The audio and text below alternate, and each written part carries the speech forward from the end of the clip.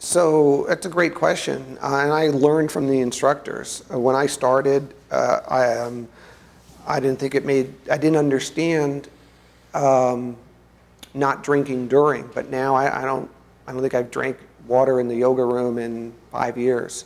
Having said that, you have to be. You really have to focus on your hydration ahead of time, and water. All waters are not equal. Phil came to my house and saw my water system. I have a pretty elaborate system, but the point is it puts out alkaline water I set it to a pH of about 8.5, and the water is so hydrating that it'll, if you put a tea bag in it at room temperature, it'll hydrate that tea bag and brew tea, and other water will not do that. So your body's 98 degrees. You take in cold water, remember we said anything that happens in the body requires energy. So your body, at a time where you're pushing your body and stressing your body, now you're asking your body to take cold water and bring it up to temperature and then distribute it. And there's not blood flow.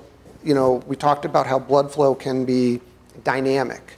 And so when you're doing hot yoga, you don't have a lot of blood flow directed to the intestinal tract.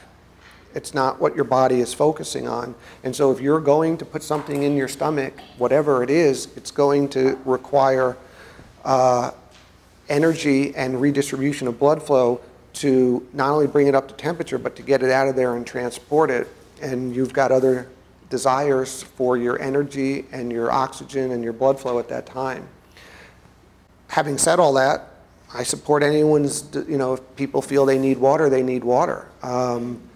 But it's enough, you know, just like we mentioned to you to train your breathing, it's a great opportunity to train your mind, because you're training your mind more. If you come in here hydrated, it's mental training with the water. And, you know, the first time you put your water bottle, you know, right near your mat, and when you get feeling a little better, you put it a little further away and give it to the instructor and say, you know, if I look bad, give it to me, but otherwise, it's, you know, whatever. You know, it's a way of, you know, Phil talked about the mental and the stress part.